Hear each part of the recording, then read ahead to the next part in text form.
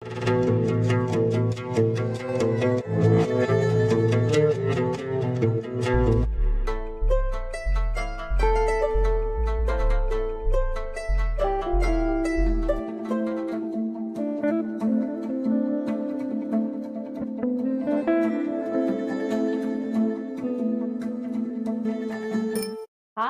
and welcome back to the fourofwands.podcast. We have a special guest today. Oh, how exciting. Kacie. Very exciting. So how's your week been? What have you been up to? Oh, crazy. Look, it's getting to the last stages of wedding prep, actually. So behind me is the room of chaos. So I'm hiding it with my hoodie. It's just shit galore of wedding crap, you know. So that's How actually exciting, though. Thanks for It's fitting us into exciting, your schedule.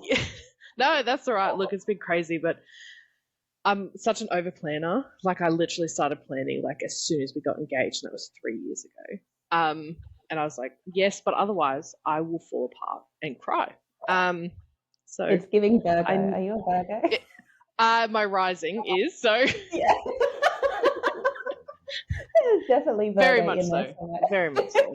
Yeah. It's there. It's lurking. Yeah, I love it. So what country are you joining us from today?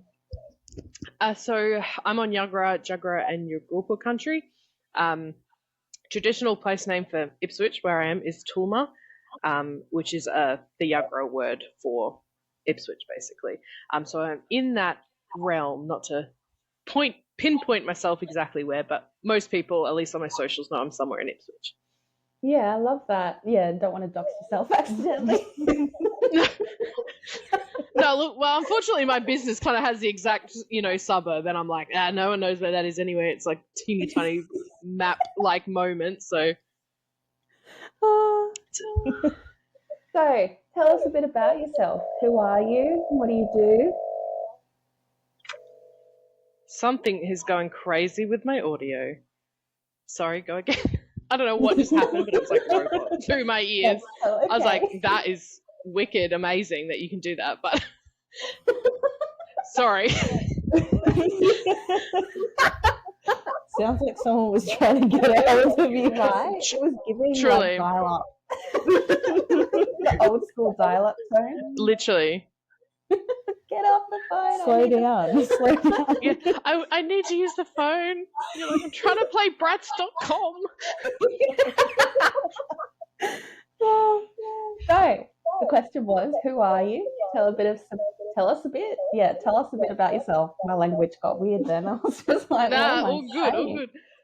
Look, like I was saying earlier, that I was making some notes, and this was the one that I go left blank because you're always like, oh, what do I say without sounding like, like a dick? That's like, ooh, Yeah. Look at all these things I've done. So who am I? Well, that could get really existential. But oh gosh, I don't even know. Yeah, a bit about myself. Well, I guess let's start with like the obvious thing. I'm a Kamilaroi woman, and Kamilaroi country is one of the largest nations in the country that we now call Australia. Sort of starting at the base of Queensland and moving down into New South Wales. Family ties to Maori, Walgett, Canamble, all that sort of jazz. But I kind of grew up, what I say, knowing but not knowing. I grew up with learning language but not being told explicitly, like, hey, this is your mob and everything. So it's been a journey to reconnect. So that's that sort of side. But then on this other side, I guess like on a professional lens, I worked around child and family well-being for a really long time because I'm a really big kind of advocate for a lot of, I hate the word minority or priority cohort type stuff, but, like the areas that, where disadvantage is at play a lot. Yeah. So, and that's then traveled through to what I do now, which is working in the higher ed sector, like helping First Nation students, successfully complete their studies because there's such a gap in that. And then there's kind of the art side that's happened now that really, I was never an arty kid, like literally terrible at it, actually. All my friends, I was in the arty crowd, but I was the nerd that did all like the math subjects and everything. I'm terrible at art, but one day I just went, I need to culturally connect, and I'm going to do this art. And I always say, look, it's the ancestors, because I sure as shit don't have the art, clearly.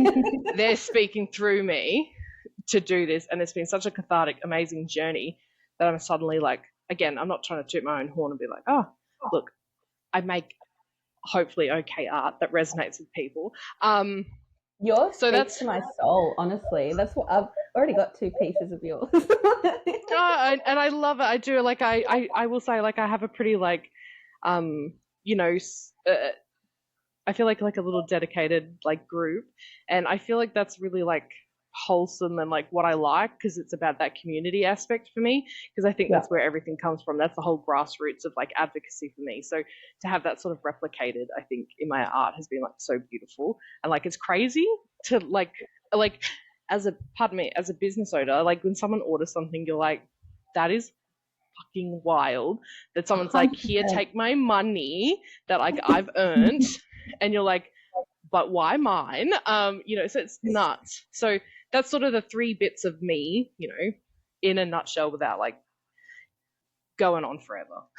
Yeah, I love that though. The whole community aspect is what we're trying to do with this podcast too, is like foster a community where we can talk about important topics in a, I don't know, my idea was like a campfire. That's what I wanted it to feel like. Like we're sitting around a campfire. Yeah. And just that's where things get real, you know, serious. I reckon that's where you have like, you know, we talk about like yarns and stuff, and I always explain, like when I'm having to explain what is a yarn compared to just like a conversation. I'm like, well, yarns can be like serious, but they can be silly, and they can flip between all of that. But it's about the non-judgment aspect, and it's about the genuinely listening to people. And I swear, the minute that there's a fire, like legitimately like a fire, I am like, everybody, I would like you to shed your soul to us all here right now. Like, let's just, and that's like very also spiritual of me. I'm like, oh my God, we could get naked under the moon. Let's go. And everybody's like, crazy. Stop. And I'm like, oh, I'm just really feeling everything right now. And then I'm getting really emotional. And they're like, what is this? But no, I get the vibe, is what I'm trying to say. Yeah, 100%. Yeah. We need a retreat like this. Oh, I'd so be there. So be there. Might have to put that on the cards, I Right. think. Hey. I can see it. The 4 of Wands retreat. Like it's got a thing. That's catchy. Yeah. We could have like torches, like on Survivor, and that can be your wand. And then if you're Oh like my a God. shit person, we put your torch out and you get kicked out naked. I'm more thinking like, I was like, Big Brother, like, who are we kicking out this week? Like, oh, so and so's culturally appropriated, like I'm voting them out of the house. It could totally be both. We'll make it work. We'll call it Big Survivor. Big. I love it. Yep. Okay, so something a bit informal at the moment. So what's one song that's been like the biggest earworm for you lately? Ooh. That's a tricky one, because I have been listening to nothing else except for the wedding playlist that I've built. So it's like all 80s bangers basically, and like early 90s nostalgia. And honestly, what has been nonstop, and it's so me, I think my brother says every year, he's like, how is this like your number 1 song since you were like in year 8? I'm like, the emo never left, babe. And it is Shake It by Metro Station. Honestly, it is so cringy. And I'm like, I'm obsessed. I can't I love that so much. It is just, and it's always like, I swear I've been putting it on every time I get in the car. That's where I'm starting the playlist from. And I'm like, get a grip. You're almost 30. Get a grip. What is this? Let it go. Shake it too much at this age and we'll pop a hit. Oh, mate, literally. Last week was my hen's party, and there was another hen's party, and like we were ending the evening at 10 p.m. Like you could tell they were much younger. Like they were in their early 20s. They were starting their prees. I was like, oh, they're a long time gone, babe. I was like, we're like 10 p.m. All of us were like, I was like, it's 10. You can leave now. Thanks for coming to my hens. Appreciate you so much. I'm tired. I was like, I can't rage anymore. See yous. Absolutely not. You cannot do it like the young kids do. No. Or how I even used to do it like last year, I swear, or the year before. Not last year. What am I talking about? Look, this week alone has been a very long year. It has been a Yeah, literally. Okay, so let's dive into it. All right, so tell us, what does your practice look like? Right now, it's really focused, I think, on 3 key things. I was trying to sit down and think of this, and I was like, okay, if I had to do a top 3, I think, especially online, I'm probably, when I was posting more regularly about witchcraft stuff, probably very known for my kitchen witchery. That's what I work most in, so that's what it looks like a lot, and that's what I can do easily most days, because the reality is, I think for most of us, is that we aren't doing like crazy spell work like on the constant.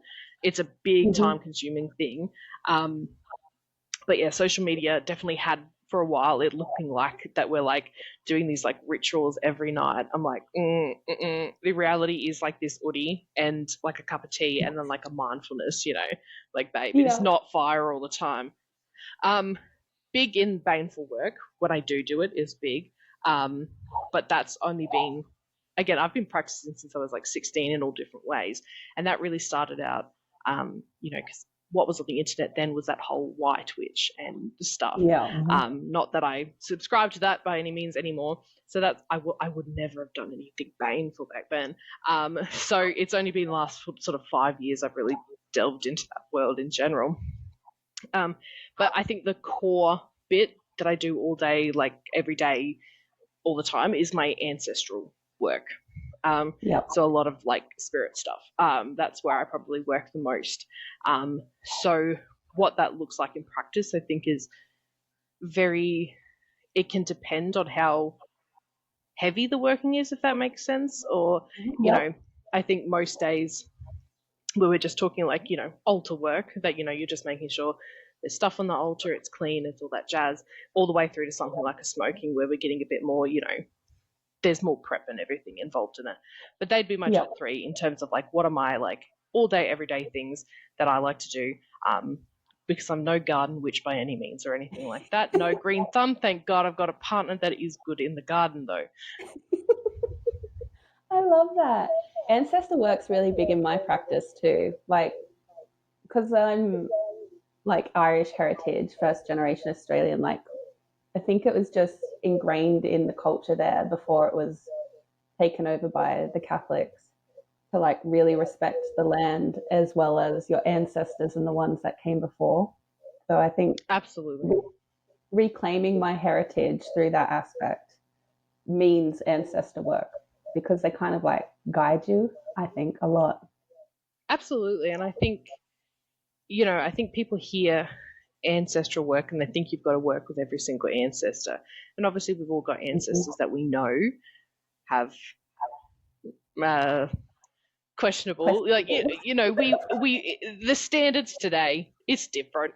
But, we still build that relationship like we would with, any gods or anything. It's not like they will just flood in and we're like, oh yeah, cool, I'll take all of you. You might get one, you're like, whoa, you are bad vibes. Get out. Thank you very much. Like, you know what I mean? And yeah, and it has been like, I originally, again, because the journey of my indigeneity has been quite complex, I really did start out actually more with my other, like my non-Indigenous ancestors. So I also have Irish heritage, and I've always been quite connected with that. I was kind of always had a connection with that one. So bringing that in, I've got some Dutch heritage as well.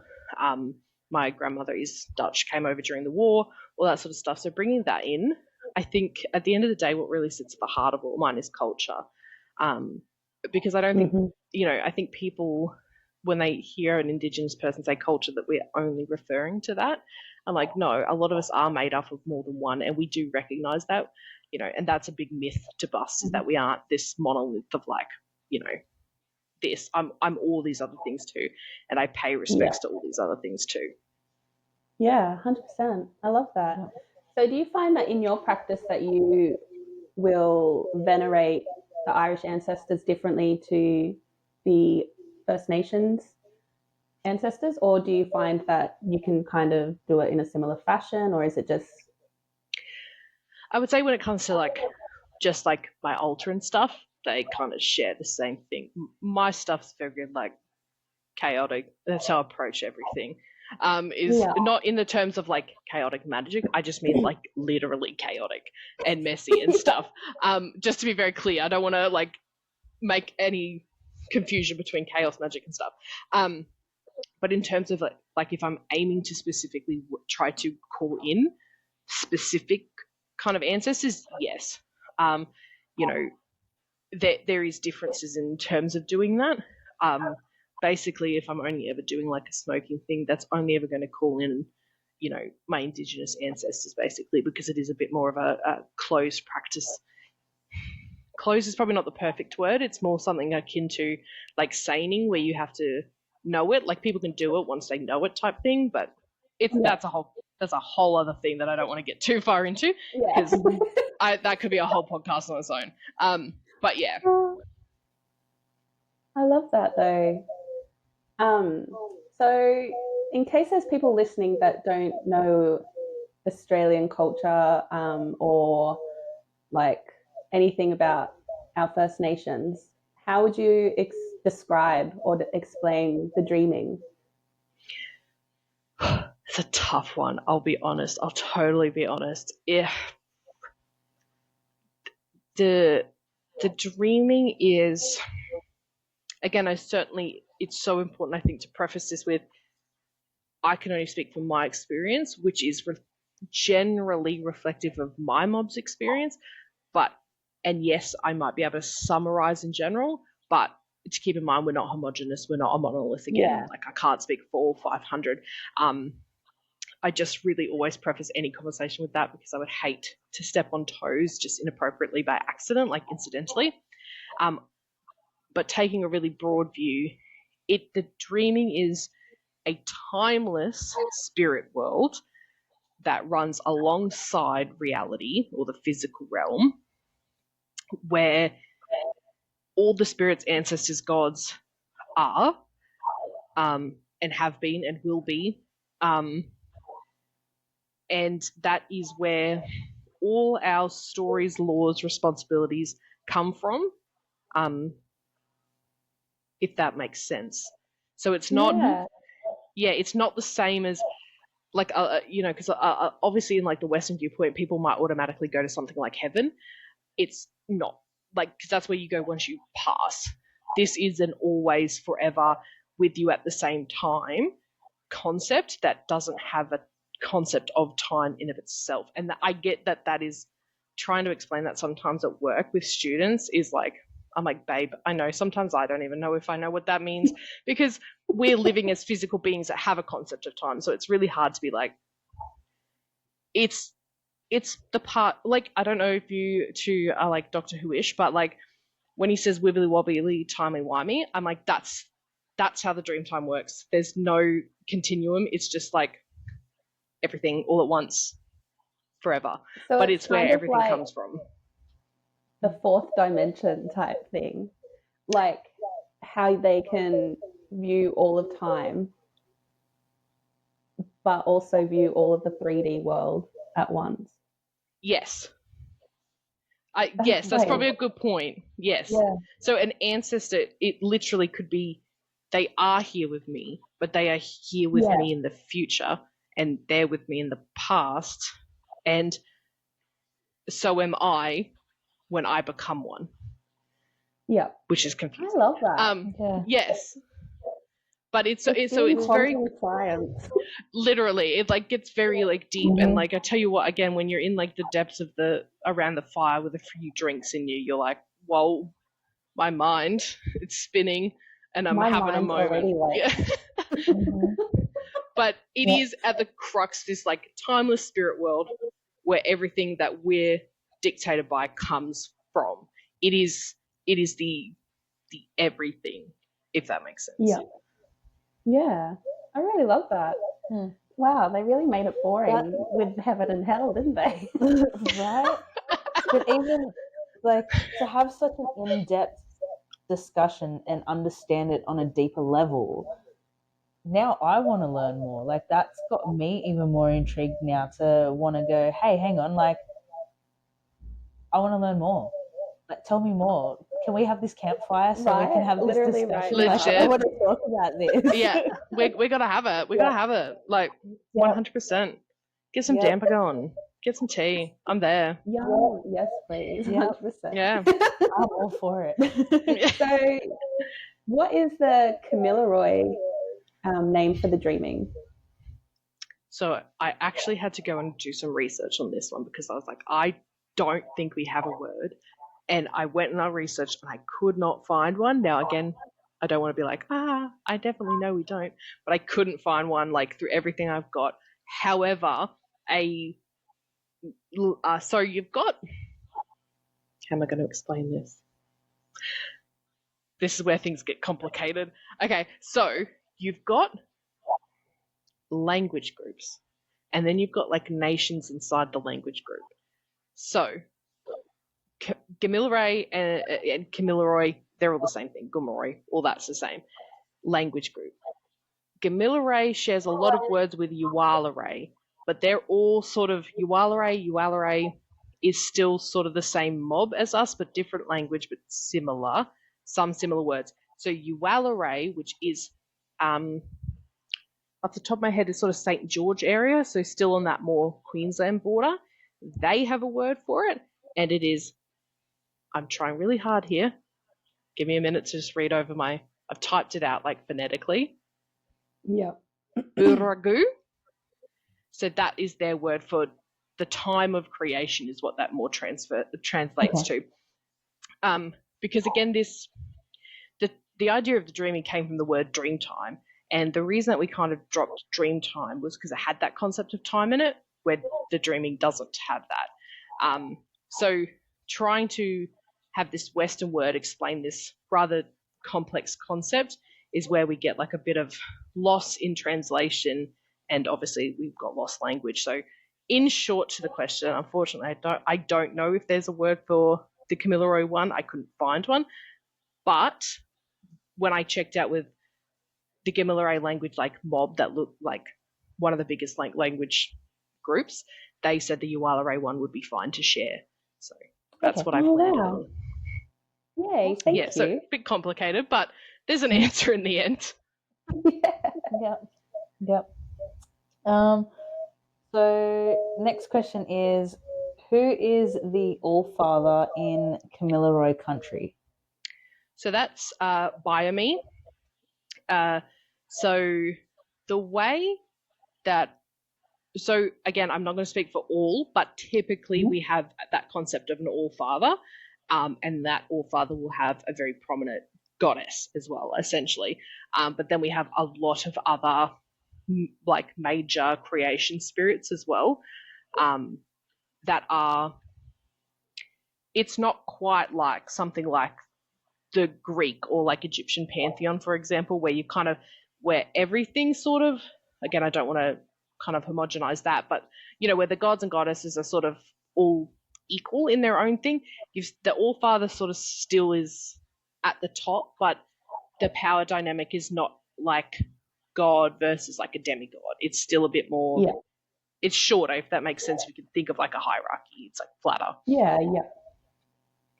Okay, cool. I love that. And how has he influenced your practice?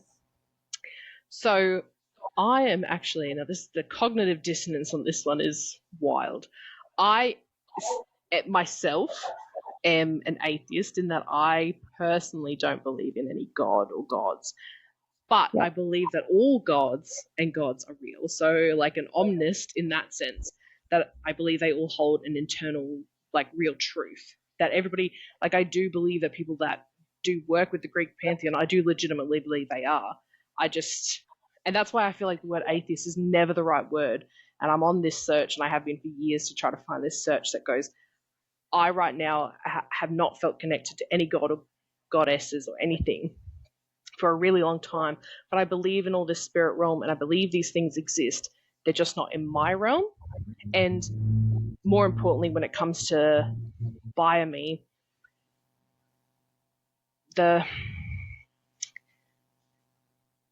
really a lot of his stuff falls into men's business, so I typically probably wouldn't work with him either. And I think it's important here to chat about men's and women's business, because the conversation of sexism comes up a lot here. And I think it's important to reshape that narrative, because again, we hear that because they've been given, Western terms of men's and women's, because that's what they physically saw, was what they saw of physically appearing male people and physically appearing female people.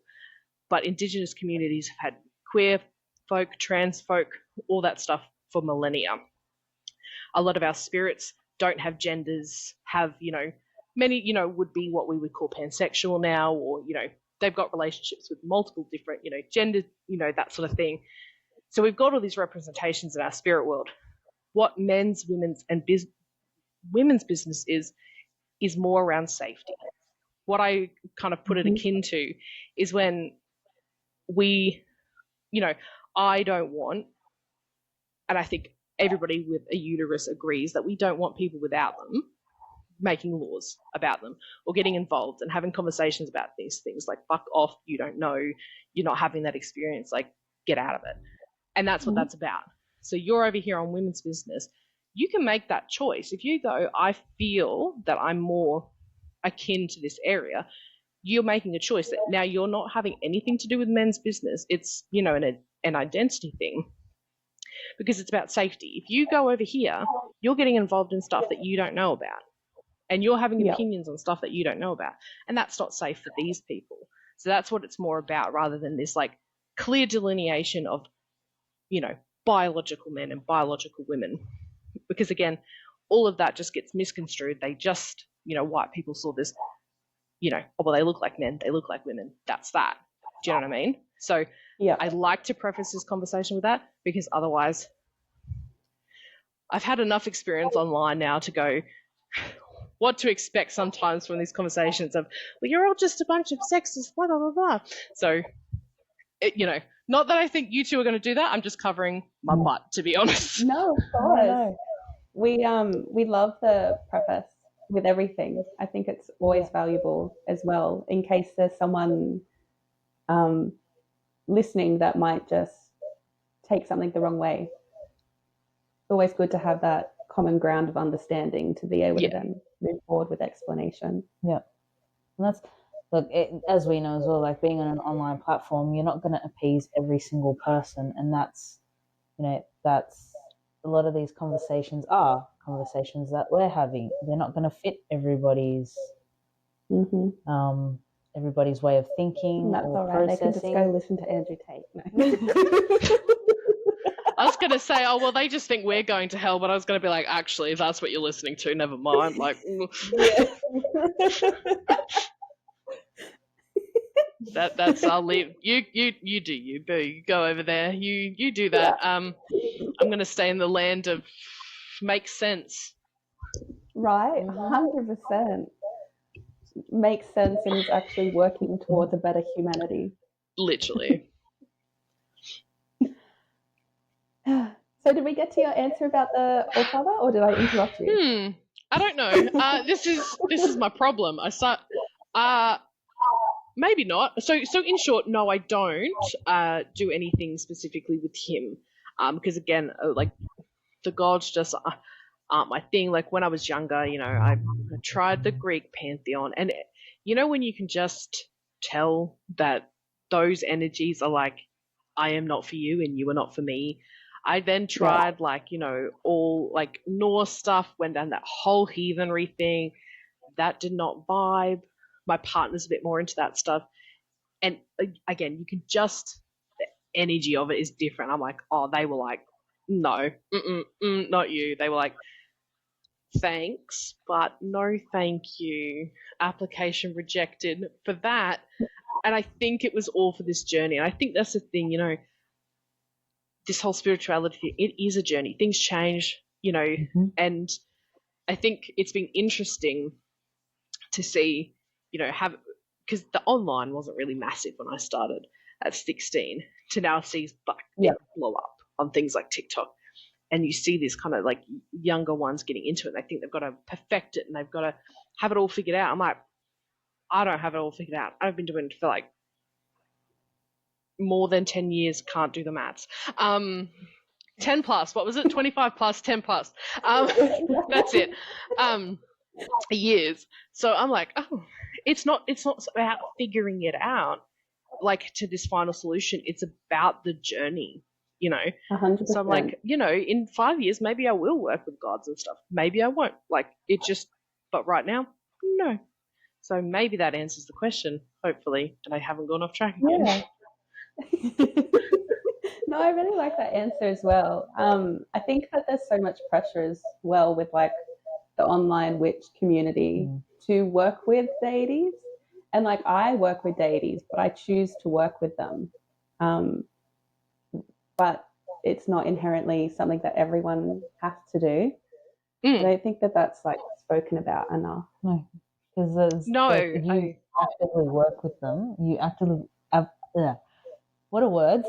You actively work with deities, whereas I have one by my side, but I'm not active in the way that I work with them just yet. But they are there, and I pay respect, and I have them in my space. And I've had a few that have come in and gone, "Hey, I'm around," and I'm like, "Yeah, cool." You're like, "Thank you," but in that case, you're like, "Application rejected right now. Hit me up again later, and we'll see." And that's it. Like, it's a working relationship, isn't it? Yeah. And I think that's what often gets misconstrued is that, yes, they have all these different powers compared to us because they're, not in this physical kind of thing, but it's this mutual respect thing. We've got what we've got going on. They've got what they've got going on. And I think that's what it comes down to. But I think so much of it gets blown out by social media that they're kind of these like, we must have them because they are what they are. And I'm like, to be honest, they probably don't really care one way or the other. Like, I don't think so. Look, as long I feel like if we're being respectful at the end of the day, like you said, it's kind of a transaction. At the moment, this position is filled. Thank you. Maybe contact me in about 3 to 6 months. We'll go from there. Yeah, exactly. There might be a vacancy. Yeah. Or, my journey's now here and you look like you could fit that role. Are you still interested? That's we're expanding. Yeah. I love it. Spirituality, a business. Mm-hmm. Yeah, exactly. Yep. So within my practice, I will invoke different deities and spirits. Is that something that is a part of First Nations culture to do something similar? This is where we get into closed practice sort of stuff in terms of, so everything that we would now call magic or witchcraft or that sort of stuff really sat with our clever women or clever men or healers and that sort of stuff. So a lot of that information is closed, and I'll be fully frank, I actually have no idea about a lot of it because it is closed and it's an initiation process. So, but in terms of from a broad level, yes, a lot of that also has to do with, like in terms of the workings that clever men and clever women would do. Would come down to like it's what's very interesting is they're very big on astral projection. And their recordings of astral projection now being a completely untouched society compared to the rest of the world, when speaking to Western people, was an exact same replica of what other countries explain astral projection to be, which I just think is fascinating because they could not have an influenced, which I just feel like there's something there, so that to people that they know of spirituality, I'm like, how were they like, nobody was telling them anything. But so a lot of that sort of stuff, so like deep meditation, like working with spirits and stuff, particularly working with what we would like see as like bad spirits and things. That's how you can curse people basically, all that sort of stuff, like pointing the bone, if you've ever heard that, is only done really by clever men and clever women. If you don't know what pointing the bone is, maybe I should context that for anybody listening. A lot of First Nations cultures have that. If someone points the bone at you, like an actual bone, they are cursing you to death, basically. Can it be psychosomatic in terms of like, oh, I think I'm cursed, so I'm just going to stop eating? Yes. But, whether, there's a whole belief behind it type thing. But other people would go on, but they'd still be like, oh, I'm gone now. So, again, it's because of like the whole clever men, clever women type thing. Lots of curse stuff. They can put curses on, they can take curses off, all that sort of jazz. Cursing is actually a big belief system. It's lost a lot more on what we call like city mob, so like me. But if you go out kind of into the regional and remote, they still very deeply believe in cursing and stuff, because they do just have those stories more. Like we're just unfortunately so much more disconnected most of the time. That's a whole other story of colonization. But yeah, in short, they definitely do work with that way, with those spirits that are from the dreaming, that come in. We've got all sorts. We've got spirits for illness. We've got spirits for bad weather. We've got spirits for like all of the, what would we call them? Like cryptid type stuff, which I love a cryptid, like absolutely love a cryptid. Yeah. So all those things, they can use them. But then you've got the other side of healing, which is, using your plant medicine, big on crystals, which again is amazing. Untouched society from with no influences, but here they are using crystals, quartz, all this sort of stuff in the same way that we do now because of their energies and everything. And I'm like, that's amazing. I don't want to do what they did though. They would cut their tongues and put them inside their tongues and let it heal over. I'm like, that looks sick but scary, and I'm not going to do that. I'm like, that is wild. I'm kind of tempted. Like, can you imagine though? It looks cool, like this mega piece of like amethyst or something. Like it does sound pretty cool. Just personally, I've actually never seen that either. So I will be Googling like no tomorrow after this podcast. I'm trying to think. I've seen a picture of a clever man, and I cannot for the life of me remember what mob he's from. And it was from like the ye old times, like because it's black and white photo, like so I don't know, maybe like the 30s or something. But you can see them because they're like clear quartz. So like in a black and white photo, they're still like clear. And I'm like, oh my god, the pain of that. Like you just think like you get a small cut on your tongue, like is the end of the world. It's like a paper cut. I'm like, dude, I'd be flat out. I'd be flat out, mate. It must be like I don't know, like an initiation. Would it be? Yeah, it is. It's part of that whole like, because we have different initiate. Like if you've ever seen scarification, that's an initiation element of like manhood, womanhood, depending on the nation. All of that is, so these things are part of that. Clever man, clever woman. Maybe sometimes you hear featherfoot. All different terms for what we'd see as witch, wizard now. But that is part of that, because you're trying to be in tune with those energies of nature and that sort of stuff is the idea, at least that I've been told, of why they did it. I love that so much. I love learning about so much about Indigenous culture and ancient practices and everything, especially when it comes to the spiritual side of things. That's like my bread and butter. I know. I just think it's so amazing. Oh, sorry, you go. Yeah, that's okay. I was just going to say, I realise that there's just so much that we're not taught. Yeah.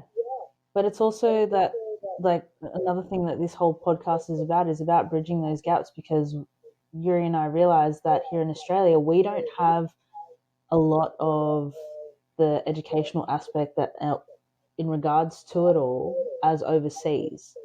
So, and that was the whole idea behind this. So we wanted to open this up.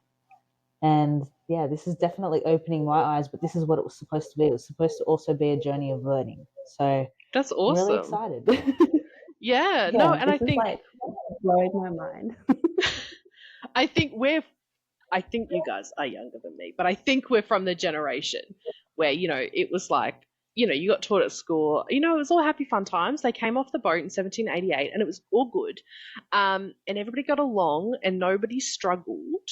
And here, draw a picture of like a happy colonizer in a house.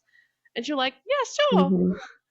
Like, I had a colleague the other day say, it's only dawned on me now, like how fucked up the stuff we did in primary school was. And she's like, I feel so guilty about it. I was like, you were like 8. There were full-grown adults in the situation. Like, put some perspective on the situation. Like, I'm not going to hold a poor 8-year-old fucking accountable for like being entrenched in a system that was built. I'm like, adults on the other hand, I'm like, you're fair game. Yeah, exactly. 100%. Yeah, definitely. And that's I guess you kind of see it through the generations as well in how it's been, applied in that. And it's we know that it's coming to the days where things will start to change more again from our generation to the next, and so on and so forth. So you just need the boomers to die out. What who said that? Oh, that was the spirit of the 4ofwands podcast. Just came out. Yeah. It's wild. You just can't contain it. Nah. You weren't even on the screen. No, I wasn't. Spirit sat in your seat. I've never seen the spirit and Yuri in the same place at the same time. Exactly. Was it that one? Yeah. Okay. So next question that we've got for you is, how has the dreaming influenced your witchcraft practices? I really think most of it comes down to, again, so because the dreaming is where everything is, it's what connects us to this concept of country. And I say concept of country with a capital C, compared to, just the word country. And that element is what links everything in for me for my practice. So the dreaming, yes, helps with the, connection to ancestors, but country is then that next connection. Country is this really kind of complex topic. It's not just the physical element of country. Country is spiritual, physical, and there's a third one, and I've forgotten what I said for the other two. So spiritual, physical. You think I know this? I have an entire presentation. I do it at work. Like, I built it. Not work. That's the problem. Right. Yeah. Look, I don't. There's a third one I always talk about. What do I say? Like, okay, physical, spiritual, and sacred, maybe. Oh gosh. Anyway, it's not that. Just getting that it's not just the physical bit. Anyway, I'm getting myself confused here. So being able to respect those elements as well. So yes, you've got the physical bit of using what's around you sustainably in your practice. I think there's a big thing, I'll take Witch Talk there for a while, where it was like, oh my God, roll your herbs in every single thing you've ever owned. I'm like, that's kind of unsustainable, babe. Also, your candle is going to explode. So, these little things, it's such a little thing, 100%, like, okay, sure, you can get herbs anywhere. But for me, some of my plants come off country, so I have a limited supply until I can get back on there. And I mean on country in the physical nation aspect there, sorry. So it's about that sustainability. Again, don't take more than you need, because you're not the only person that needs. You are not the center of the universe. You are a part of the universe. So it's this stories of the dreaming that guide the witchcraft. I guess it's dreaming, culture, then through to practice. So you're living those protocols of practice, I guess, is how it's influenced that, in short. That was not short. I love that so much. So what is the emu in the sky story for Kamilaroi country? So the emu in the sky, actually, it's probably best known with my mob, but you can see it from like a lot of different places in Australia, particularly in that kind of more southern end.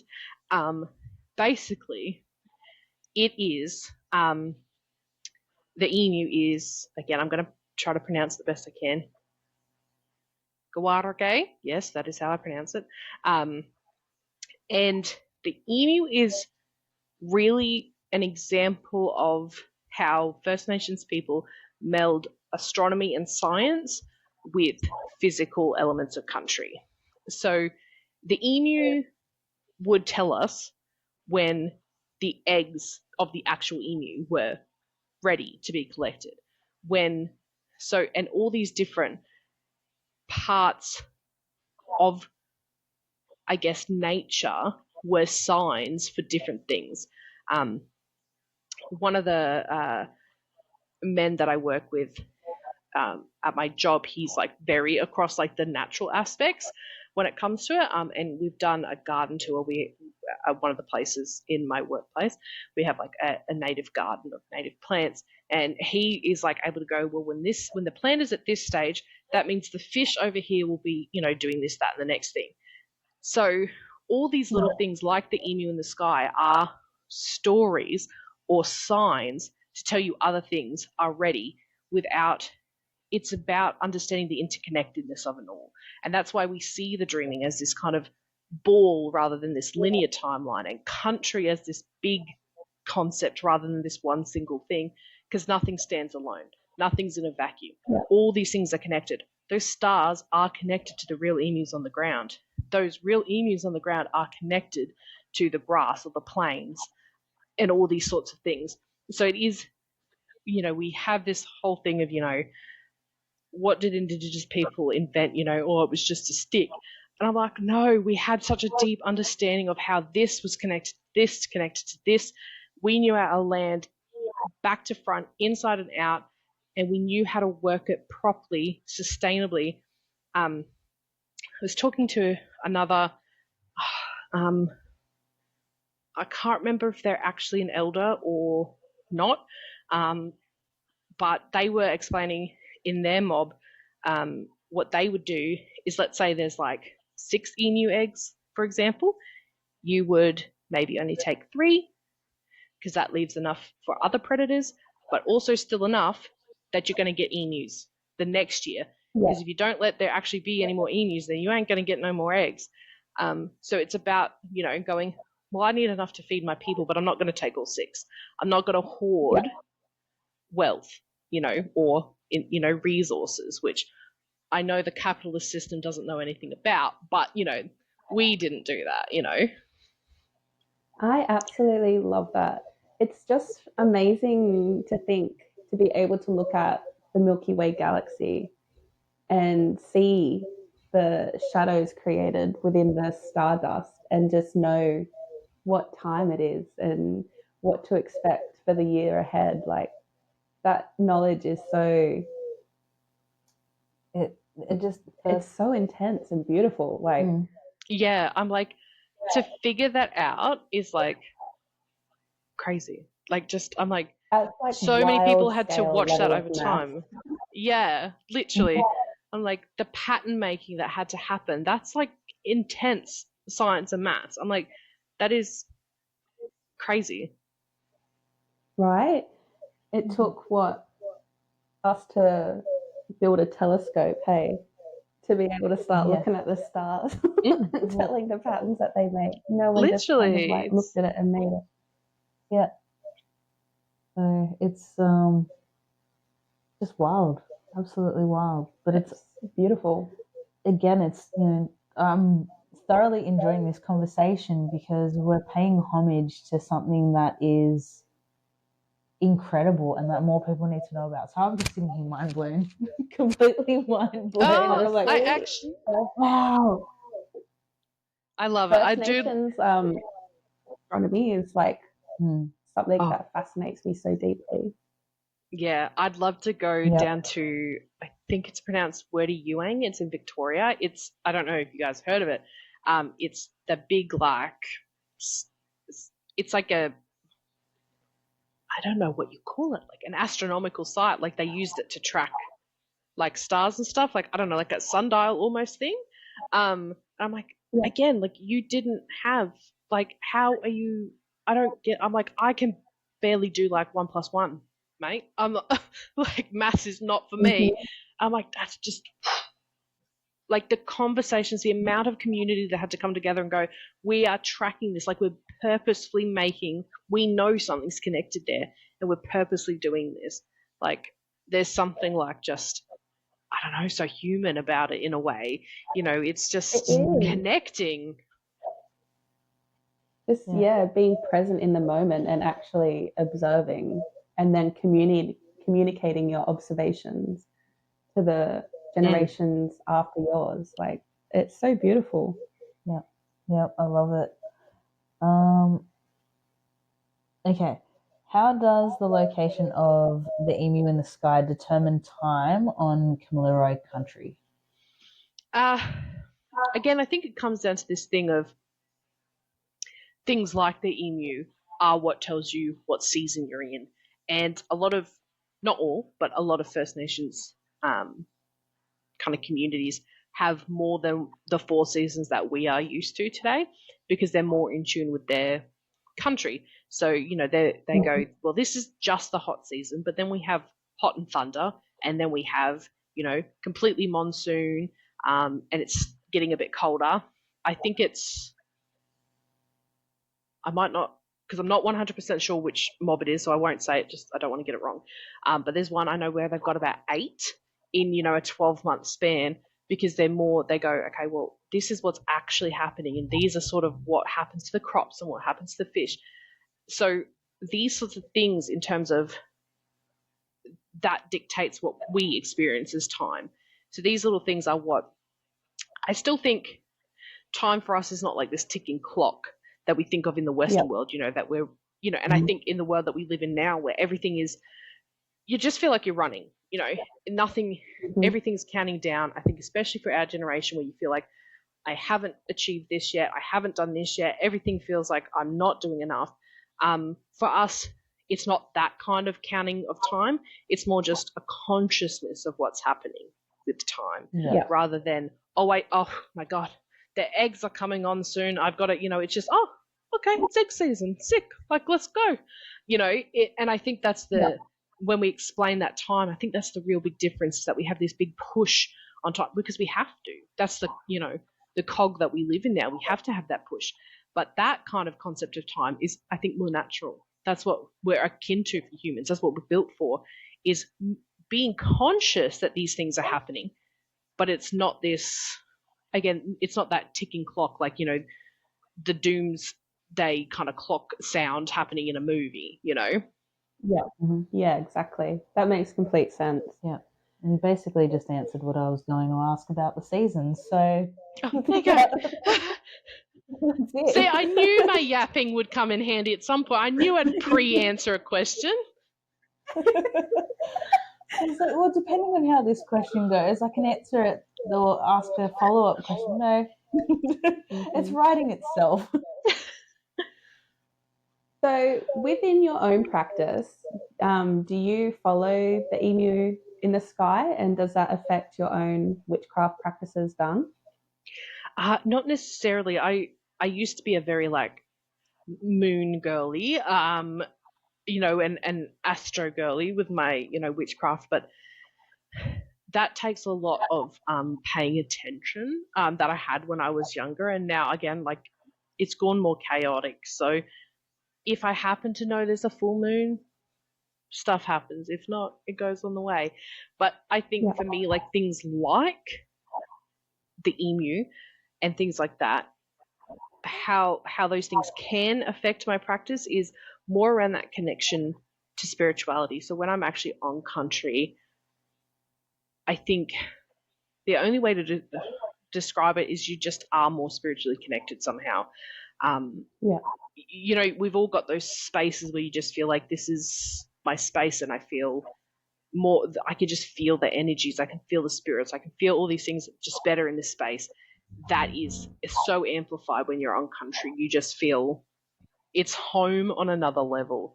You know, it's so hard to describe sometimes, I think, but I truly believe that element, that feeling of home, is what so many non-Indigenous people have a disconnect from. And I'm like, but you have one.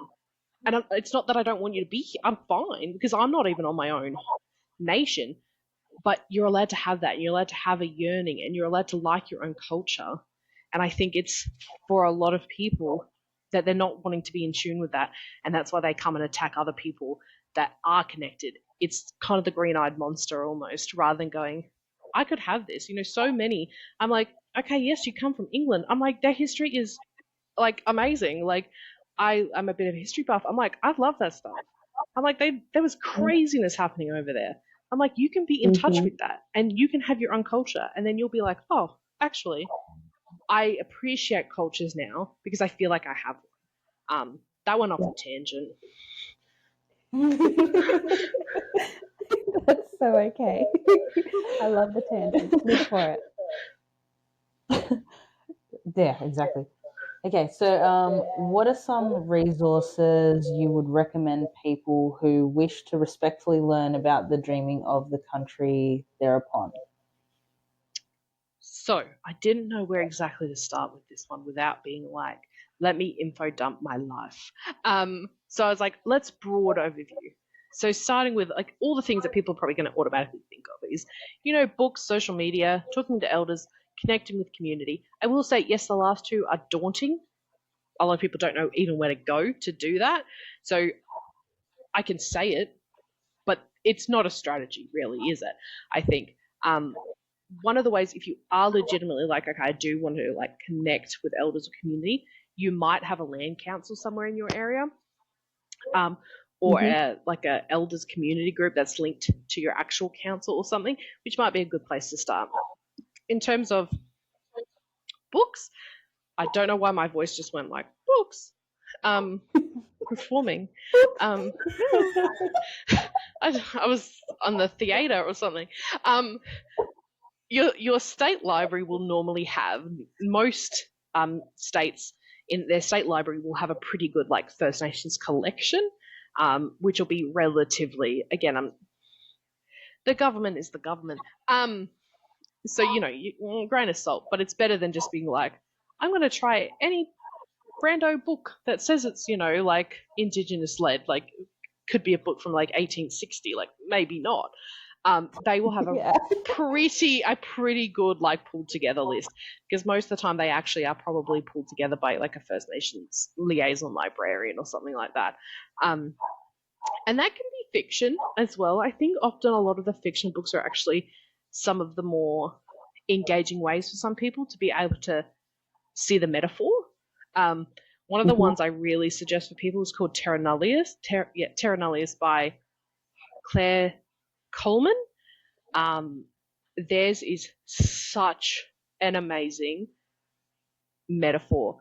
Essentially, it is a story of humans being invaded by aliens and us getting wiped out. And then right at the end, you kind of figure out, oh, it's not really about aliens and humans. It's about like, it's really like mind-blowingly written well.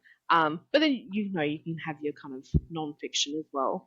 But in terms of other places to go, I thought, okay, because we've all kind of got their social media presence, okay, let me think of some online things, because that's probably where a lot of the audience is going to come from. I was thinking things like NITV are fabulous. Deadly Story, if you've got little ones, because it breaks down some of these really complex kind of topics into a more kid-friendly version, because talking about things like the stolen gen and, things like that are pretty traumatic. And maybe you don't want to, you want a nicer way to, a more age-appropriate way, I should say, to explain it maybe to a 5-year-old. Common Ground, Indigenous X. So Indigenous X is similar to NITV, where it's like journalist stuff, so it's pretty good. The Australian Institute of Aboriginal and Torres Strait Islander Studies, Evolved Communities, and then if you're wanting to specifically know the country that you're on, I particularly like something called Gambay, which is Gambay, and it's a First Nations map that also shows you some language from that area. So you can it's a twofer. You can find out where and some language, so it's pretty cool. But I don't want to rabbit on too much about that, because I literally could be like, here's like a Google Doc of everything. But there's some good ones to start, because they'll have like their own resource links, and that's why I thought Yeah. those ones, because they'll be like good diving points. What we can do is we can put everything down I was in the going to say, if description. you've got a link Oh, to amazing! those, Yes, I can do that. send them through. We'll throw them into the link in wherever we're placing this, and give people the Perfect. opportunity to browse. Yeah, Easy. exactly. Awesome. I can do that. Easy as. Okay, so we will probably end the first episode here.